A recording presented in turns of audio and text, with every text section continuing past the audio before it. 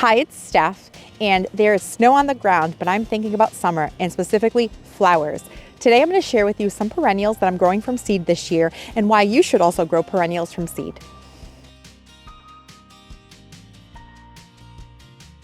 There are two types of plants that you can grow from seed: an annual, which you would grow the plant and it would flower and bloom and be done all in one season, and a perennial that you would start from seed and then the plant will establish for you in a few years and return year after year.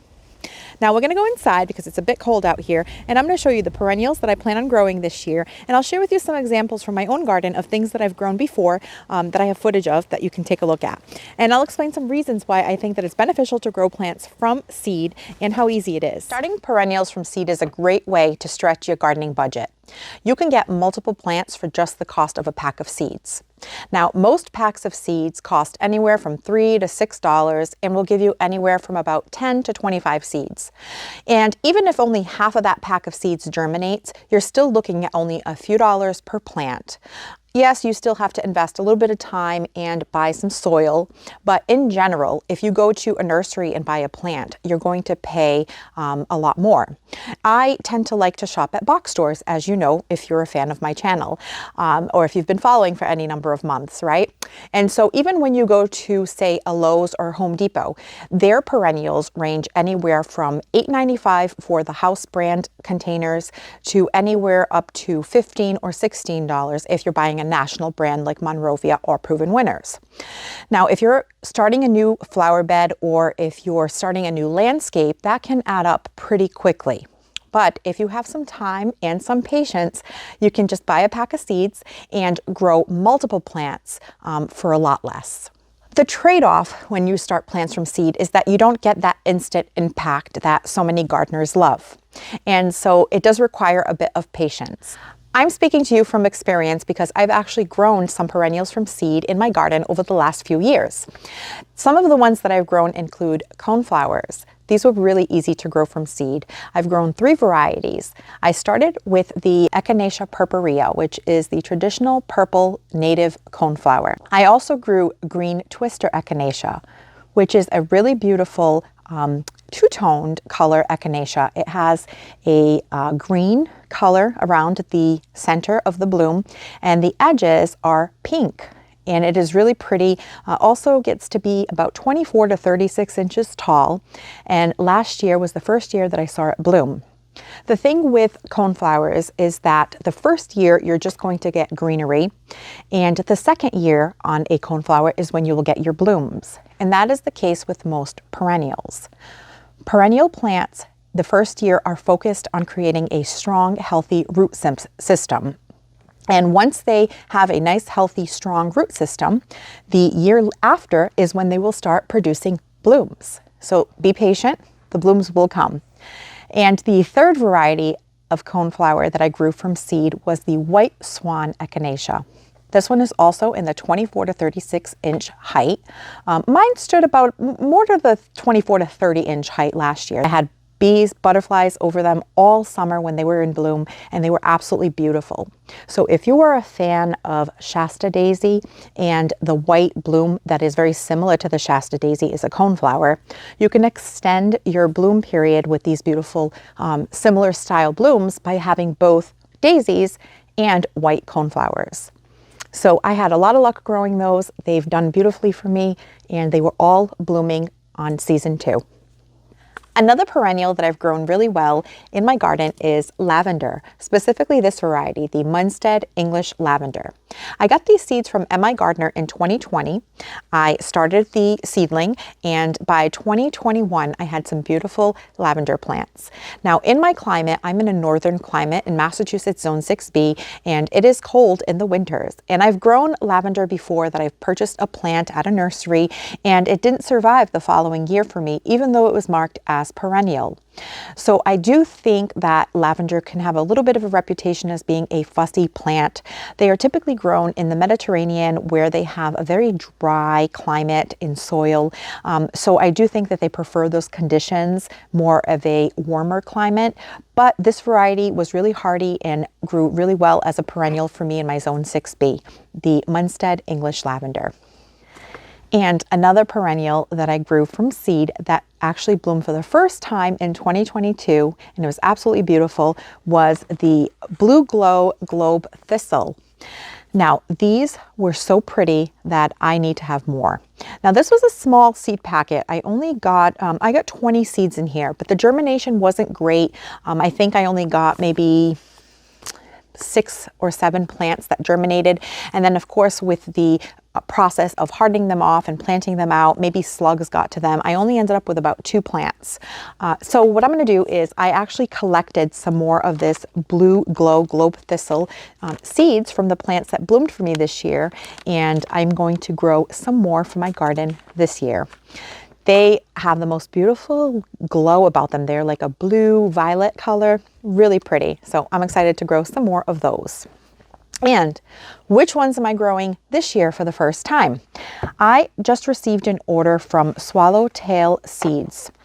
And I had bought some seeds from Baker Creek, which I went over with you in one of my recent videos. And some of those are perennials that I'll also be starting shortly.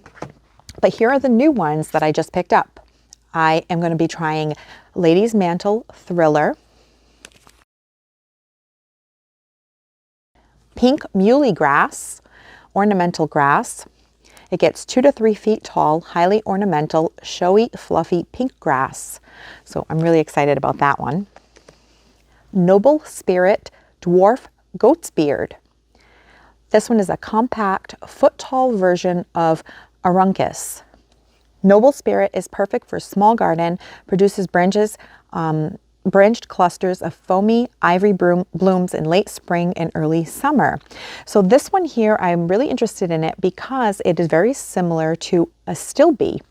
And so because I'm working on a new shade area with my Japanese maple garden, I thought that this would be a great addition.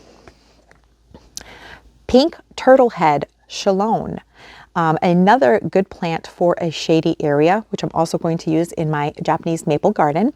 It says it's an unusual turtle head shaped flowers with snappy, deep rose faces, bloom in late summer and early fall, ideal for shady, moist habits. So I'm working on getting more shade in that area, but it is pretty moist in that spot, so I think this will do well there. And Virginia, again, for that shady area that I'm working on. It says, in spring, clusters of fuchsia pink bell-shaped flowers on thick stems rise above vigorous, compact 6 to 10 inch tall plants. Large succulent leaves that have leathery texture and glossy green. So this one's called Shoeshine Rose Virginia. So I am really excited about most of these. And because I am developing that new area in our Japanese maple garden, I wanted quite a few perennials. And to keep the budget pretty small, I thought that growing these varieties from seed would be a great alternative. And so that's what I'm going to do. And of course, because I'm still working on the area, I have time to wait until these perennials grow and become a good sized plant. The other bonus of growing plants from seed is that you're planting little plugs. And while you do have to tend to them a bit to make sure that they stay healthy and grow on, it's a lot easier to plant a small seedling than it is to dig holes for larger plants. So that's another kind of side benefit of growing plants from seed. Now, I plan on growing all of these perennial seeds using the winter sowing method. You can certainly start them with an indoor seed starting setup if that is your preference. For indoor seed starting, you would need a seed tray, a heat mat, a grow light, or even a really sunny south-facing window. Or you could use the winter sowing method, which is what I'm going to use, and I'll actually demonstrate one of those for you. To grow seeds using the winter sowing method, you'll need a clear container, something like a water jug or a milk container that will allow light in. You're going to want to poke some drainage holes at the bottom. Here I used a regular steak knife, a razor blade, or even a drill with a small bit would work. You're going to cut your bottle all the way around, creating a hinge. Then you're going to mix some soil. For winter sowing, you would use potting mix. And you'll add some water gradually until your soil is moist but not soaked. You should be able to squeeze out a tiny bit of water. You're going to fill your container with about 3 to 4 inches worth of soil, and you're going to pat it down and make sure there are no gaps between the soil and the container and no air pockets. The next step is to sow your seeds. Always make sure to review the seed packet so that you sow your seeds to the proper depth. When I'm done sowing my seeds, I go ahead and water them in by misting them lightly with a spray bottle. It's really important to label your containers so that you know what you planted inside them. I like to label twice. I put a plant tag on the inside of my container, and I also label the outside of the bottle. When you close up your container, you want to make sure you make a nice tight seal. I like to use duct tape. Then you just place your bottles outside where they'll get sun and rain, and let Mother Nature take care of germinating your seeds. A couple more things to note when you start plants from seed or perennials from seed. You want to make sure that the perennial seed that you choose is hardy to your zone. That will ensure the best chance of the plant being successful growing in your garden. The second thing that you'll need to be aware of is that they will take time to establish. So it's not going to be instant gratification. You will start your seeds this year. You'll get some greens because, of course, the plant is working on establishing a healthy, strong root system. And typically by year 2, if you're growing a perennial that is going to give you blooms, that is when you will get your blooms. The same would apply for grasses. If you're growing grasses from seed, you may not get those plumes that come out in the grass until year 2. If you're growing a plant for foliage, it's going to take some time for that plant to put on size and be substantial, but you may already start seeing what the foliage looks like in year 1. So just know that it will take time. And the third thing is you want to give your perennial seedlings proper growing conditions. Make sure that you select a place in the garden that has the type of soil and light conditions to help your perennial thrive and establish. So if you have the time and the patience to dedicate to growing these seeds, you will have some beautiful perennials in just a couple of years for little to almost no money.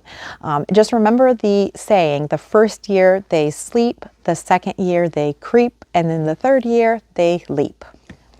As a gardener, there are 2 things that will give you feelings of power. One is rescuing a plant and bringing it back from the brink of death.